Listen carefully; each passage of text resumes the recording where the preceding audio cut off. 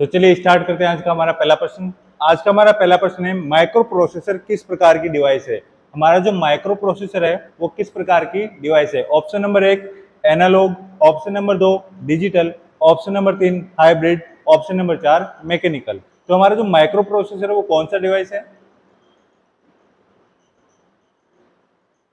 तो यहाँ पर हमारा जो माइक्रो प्रोसेसर है वो एक मैकेनिकल डिवाइस है। ऑप्शन नंबर 4 हमारे यहाँ पर सही जवाब हो जाएगा। कौन सा होगा, ऑप्शन नंबर 4 मैकेनिकल। अगला हमारा प्रश्न है, 8085 माइक्रो प्रोसेसर का डाटा बेस कितने बिट का होता है। हमारा जो माइक्रो प्रोसेसर है 8085, इसका जो डाटा बेस होता है वो कितने बिट का होता है। ऑप्शन नंबर 1 4 बिट का, ऑप्शन नंबर बी 8 बिट का, ऑप्शन नंबर सी 16 बिट का, ऑप्शन नंबर डी 32 बिट का। तो कितने बिट का डेटाबेस होता है हमारा।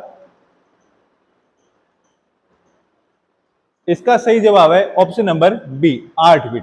जो हमारा 8085 माइक्रो प्रोसेसर है वो 8 बिट का जो डाटाबेस होता है वो कितने बिट का होता है, 8 बिट का। अगला हमारा प्रश्न है, माइक्रो प्रोसेसर का मुख्य कार्य क्या है। हमारा जो माइक्रो प्रोसेसर होता है उसका मेन कार्य क्या होता है। ऑप्शन नंबर 1 डेटा को स्टोर करना, ऑप्शन नंबर बी गणना करना और निर्देशों का निष्पादन करना, ऑप्शन नंबर सी डेटा को ट्रांसमिट करना, ऑप्शन नंबर डी प्रिंटिंग करना। तो यहाँ पर माइक्रो प्रोसेसर का मुख्य कार्य कौन सा होता है।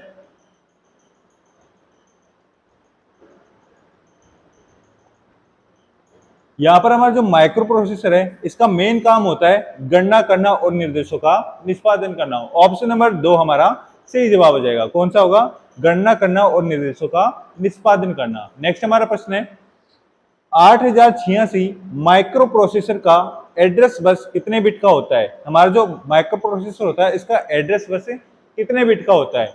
Option number 1 8 bit, option number B 16 bit, option number C 20 bit, option number D 32 bit.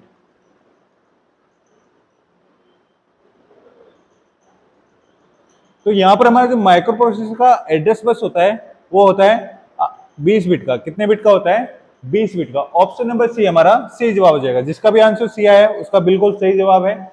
Next हमारा प्रश्न है, 32 बिट माइक्रो प्रोसेसर का डेटाबेस कितने बिट का होता है। हमारा जो 32 बिट का माइक्रो प्रोसेसर होता है इसका डेटाबेस कितने बिट का होता है। ऑप्शन नंबर ए 8 बिट का, ऑप्शन नंबर बी 16 बिट का, ऑप्शन नंबर सी 32 बिट का, ऑप्शन नंबर डी 64 बिट का। तो यहां पर हमारा जो सही जवाब होगा वो होगा ऑप्शन नंबर सी 32 बिट का। जो हमारा 32 बिट माइक्रो प्रोसेसर होता है उसका डाटाबेस भी कितना होता है, सेम टू सेम 32 बिट ही होता है। माइक्रो प्रोसेसर में एएलयू का क्या कार्य होता है। जो हमारा माइक्रो प्रोसेसर है उसके अंदर हमारा जो एएलयू भाग है इसका मेन काम क्या होता है। ऑप्शन नंबर 1 डेटा को स्टोर करना, ऑप्शन नंबर बी गणितीय और तार्किक संचालन करना, ऑप्शन नंबर सी निर्देशों का पेश करना, ऑप्शन नंबर डी डेटा को ट्रांसमिट करना। तो यहाँ पर जो चारों ऑप्शन है इनमें से सही जवाब कौन सा होगा।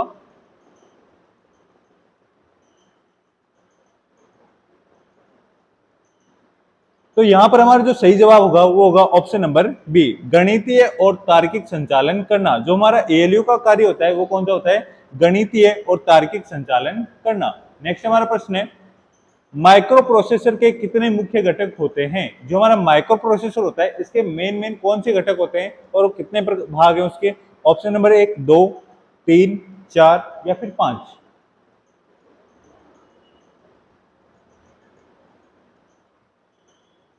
यहां पर हमारा जो माइक्रो प्रोसेसर होता है उसे मुख्यतः 3 भागों में बांटा जाता है। कितने भागों में, 3 भागों में। ऑप्शन नंबर बी हमारे यहाँ पर बिल्कुल सही जवाब हो जाएगा। अगला हमारा प्रश्न है, कौन सा बस माइक्रो प्रोसेसर और मेमोरी के बीच डेटा का स्थानांतरण करता है। हमारा जो कौन सा माइक्रो प्रोसेसर का जो हिस्सा है और मेमोरी के बीच में जो डाटा का ट्रांसफर करता है वो कौन सा हिस्सा करता है। Option number 1 address bus, option number B control bus, option number C data bus, option number D power bus. चारों में से कौन सा हमारा सही जवाब होगा।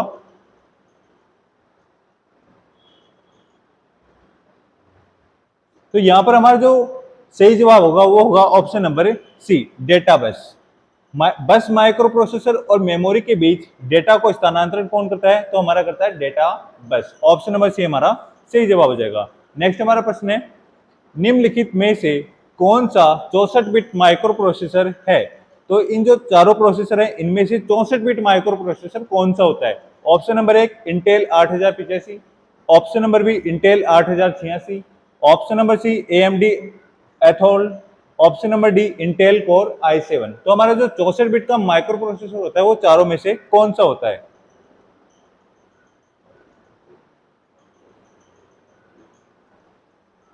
तो यहाँ पर हमारे जो चारों ऑप्शन दिए गए हैं इनमें हमारा जो 64 बिट का माइक्रो प्रोसेसर वाला जो भाग है वो होता है Intel core i7। Option number D हमारा यहाँ पर सही जवाब हो जाएगा। कौन सा होगा? Intel core i7। नेक्स्ट हमारा प्रश्न है 8085 माइक्रो प्रोसेसर में कितने जनरल पर्पज रजिस्टर होते हैं?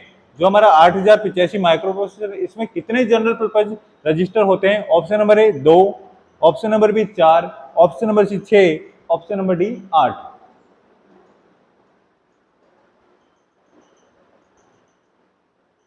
तो इसका जो सही आंसर है वो होगा ऑप्शन नंबर ए सी 6। तो इसमें कितने जनरल पर्पज रजिस्टर होते हैं? तो 6 होते हैं इसके अंदर। अगला हमारा प्रश्न है कौन सा माइक्रो प्रोसेसर हार्वर्ड आर्किटेक्चर का उपयोग करता है? जो हमारा हार्वर्ड आर्किटेक्चर है इसका उपयोग कौन सा माइक्रो प्रोसेसर करता है? Option number A Intel 8085, option number B ARM Cortex M, option number C Motorola 6800, option number D Zilog Z80। तो इन चारों में से कौन सा सही जवाब होगा हमारा?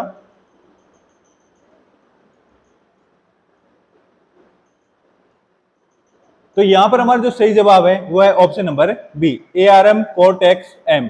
ये जो हमारा माइक्रो प्रोसेसर है ये हार्वर्ड आर्किटेक्चर का उपयोग करता है। नेक्स्ट हमारा प्रश्न है माइक्रो प्रोसेसर का क्लॉक स्पीड किसमें मापी जाती है?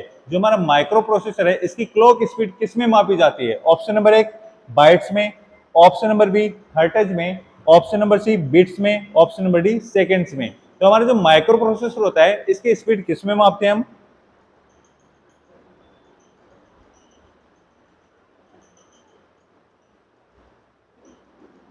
यहां पर हमारे जो चारों ऑप्शन दिए गए हैं बाइट्स, हर्ट्ज, बिट्स, सेकेंड्स, तो इनमें जो हमारा सही जवाब होगा वो होगा ऑप्शन नंबर बी हर्ट्ज में। तो हमारा जो माइक्रो प्रोसेसर होता है इसकी क्लॉक स्पीड को मापा जाता है हर्ट्ज में। किसमें मापा जाता है?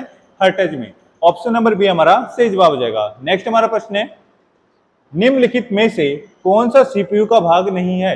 ये जो चारों ऑप्शन दिए गए इनमें से सीपीयू का भाग कौन सा नहीं है उसे हमें यहाँ पर सिलेक्ट करना है। ऑप्शन नंबर एक ALU, option number B register, option number C condenser, option number D control unit. तो यहाँ पर चारों में से कंट्रोल जो हमारा सीपीयू है उसका भाग नहीं है उसे हमें सिलेक्ट करना है। कौन सा होगा?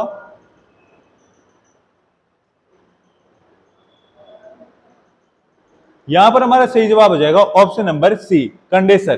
कंडेंसर हमारा सीपीयू का भाग नहीं होता है। सीपीयू के मुख्यतः भाग होते हैं ALU, रजिस्टर और कंट्रोल यूनिट। ये तीनों ही क्या हैं? हमारे सीपीयू के भाग हैं।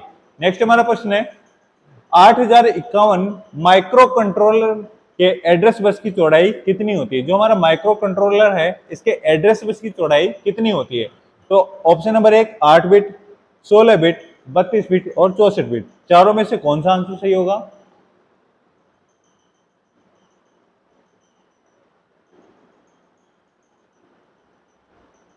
यहां पर हमारा जो प्रश्न है 8051 माइक्रो कंट्रोलर के एड्रेस बस की चौड़ाई। तो हमारी जो चौड़ाई होती है वो होती है 16 बिट की। कितने बिट की होती है? 16 बिट की। ऑप्शन नंबर बी हमारा यहाँ पर सही जवाब हो जाएगा। नेक्स्ट हमारा प्रश्न है माइक्रो प्रोसेसर में फ्लैग रजिस्टर का उपयोग किस लिए किया जाता है?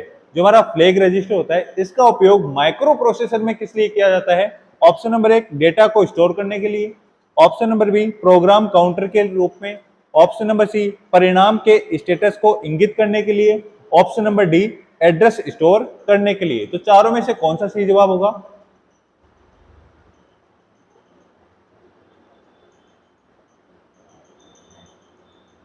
तो इन चारों ऑप्शन में से हमारा जो सही जवाब होगा वो होगा ऑप्शन नंबर सी परिणाम के स्टेटस को इंगित करने के लिए हमारे फ्लैग रजिस्टर का उपयोग किया जाता है। कहां पर किया जाता है? माइक्रो प्रोसेसर में। ऑप्शन नंबर सी जिसका भी आंसर है उसका बिल्कुल सही है। नेक्स्ट हमारा प्रश्न है माइक्रो प्रोसेसर के किस हिस्से का काम निर्देशों का अनुक्रमित तरीके से निष्पादन करना होता है? यहाँ पर क्या पूछा है कि कौन सा हिस्सा हुआ है माइक्रो प्रोसेसर का जो निर्देशों का अनुक्रमित तरीके से निष्पादन करता है, यानी सही तरीके से क्रमानुसार निष्पादन उसका करता है। ऑप्शन नंबर एक ALU, option number B control unit, option number C register, option number D memory. तो इन चारों में से कौन सा वो हिस्सा है?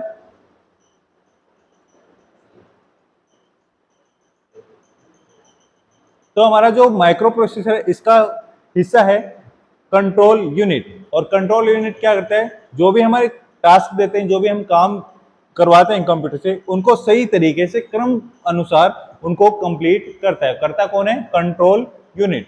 ऑप्शन नंबर बी हमारा सही जवाब हो जाएगा। नेक्स्ट हमारा प्रश्न है RISC प्रोसेसर की विशेषता क्या है? हमारा जो RISC प्रोसेसर होता है उसकी विशेषता क्या है? ऑप्शन नंबर एक जटिल निर्देश सेट, ऑप्शन नंबर बी छोटे और सरल निर्देश सेट, ऑप्शन नंबर सी बड़ी मेमोरी, ऑप्शन नंबर डी कम पावर खपत। तो इन चारों में से कौन सा सही जवाब होगा हमारा?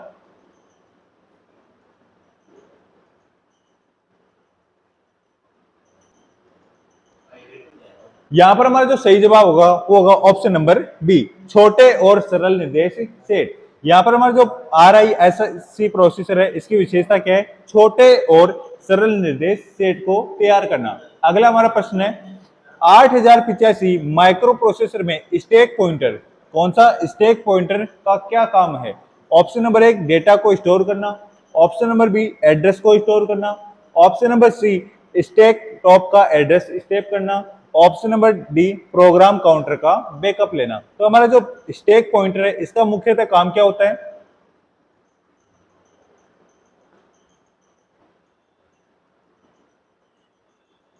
यहां पर हमारा जो स्टैक पॉइंटर है इसका मुख्यतः काम होता है ऑप्शन नंबर सी में स्टैक टॉप का एड्रेस स्टोर करना। क्या होता है? स्टैक टॉप का एड्रेस स्टोर करना किसका काम होता है? स्टैक। ये थे आज के हमारे मुख्य प्रश्न। इसी तरह हम टेक्नीशियन के सभी जो टॉपिक वाइज हैं वो MCQ लाते रहेंगे।